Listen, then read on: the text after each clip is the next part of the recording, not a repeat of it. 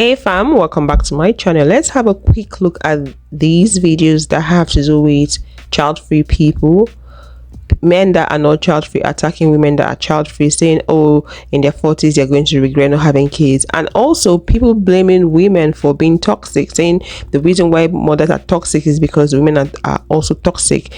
They are forgetting to heap the blame on toxic absent fathers. Let's watch them videos. It's just so funny to me that grown men are getting up on TikTok telling women that, oh, you're gonna regret not having kids after 40. All women do. The statistics of women regretting not having kids after 40 is 80 to 90%. Well, what are the statistics of the baby dad staying with the baby moms when she gets pregnant?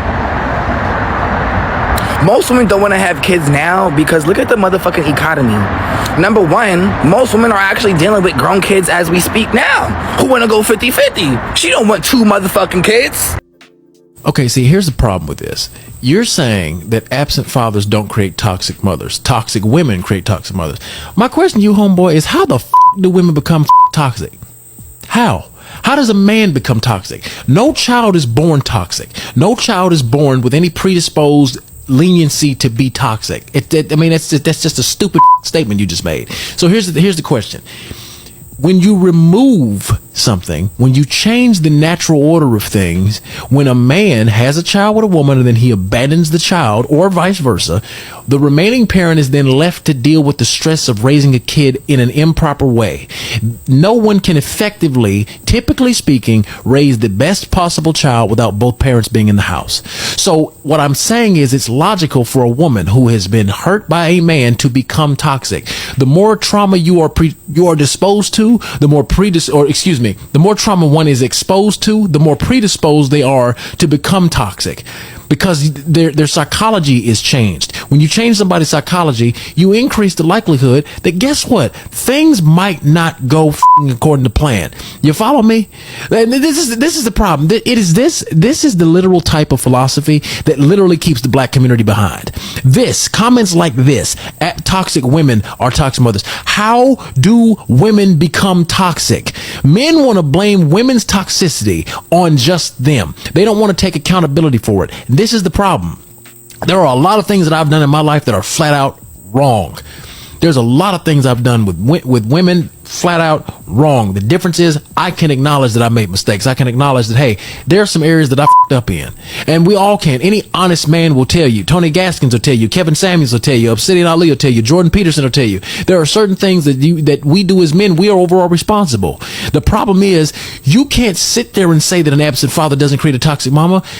How can you make that statement? It can increase the probability that she becomes toxic. And that's all I'm getting at. If you don't grasp that concept, that means your brain isn't functioning properly. And that's the net of the situation. Judge. From experience, I have learned that the absence of a father, even if it's a deadbeat dad, the absence of that person in a little boy's life causes more long-term traumatic impact than the toxicity of his constantly present mother. I said what I said. I've always had a closer relationship with her than I did my biological mother, which is her daughter.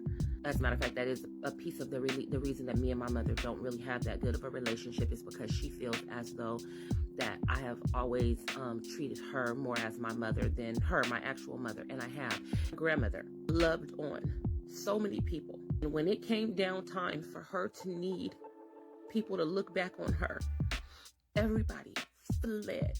Witnessing that, and then also experiencing that abandonment, because they didn't just abandon her, they abandoned me.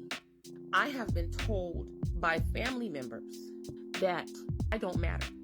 Other people can't do anything because they have a family and they have kids and they have a job and they have responsibilities and they have obligations and they have these other things, as if I don't also have that.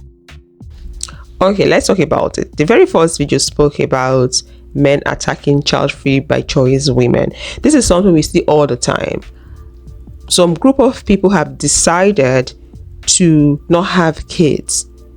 I don't know why some men cannot let those women breathe. I don't understand how those women are now their problem. Are those women the only women they have on this planet? We have a lot of women on the planet, and from my little knowledge, women are more than men. So why are they always picking on those people? There's enough reason for someone not to have kids. Honestly, looking at the way the current world is, there's enough reason. There's hunger everywhere. Things are getting harder. No jokes. And then men are becoming more irresponsible. We have a lot of baby daddies abandoning their pregnant girlfriends. We have a lot of men abandoning their pregnant wives, people having divorce here and there. So many things happening out there, and people are deciding not to have kids, and you're picking on those people. Why don't you focus on getting better and becoming a better man, and talking to those men that are irresponsible, and maybe you can convince them to be better men in their relationship, and let the child-free by choice people breathe, because they're obvious not the cause of the problem. The second speaker spoke about absent fathers leading to toxic mothers, because people are saying toxic women lead to toxic mothers. No, I don't think so. I agree what he said. Let's look at it this way. A woman is pregnant, and you know what pregnancy does to a woman. It's not one person's journey. She can't walk through that part all by herself. She needs support system, and then the man abandons her. She has to go through that all by herself. She gives birth to this baby. She's now being faced with the reality of bringing up this child. Let's say the case where she has more than one. She's faced with the reality of bringing up those kids.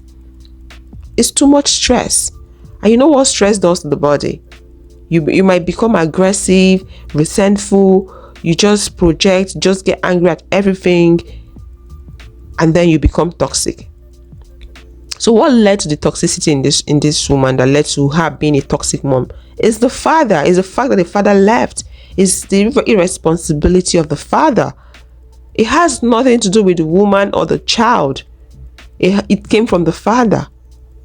And like he said, mostly we need both parents to bring up a better kid. Sometimes some single parents do a great job, but it's easier when both parents are in the lives of their kids. You get? So you should not shift blame. The blame should go to the father that left the woman in the first place. Yeah, please, let's learn to call a spade and stop shifting blames. So guys, this is it. It's just a vicious cycle. It keeps going round and round, and things keeps getting intense. You keep compounding things and all that, because one thing leads to another. So let's tackle it from the beginning. What triggered this? The fact that the father was absent. That is it. Absent dad leads to toxic mothers, not the other way around. Yeah. Okay guys, this is all I have in this video. Let me know your thoughts in the comment section, and I'll see you guys in the next one. Thanks for watching, and bye.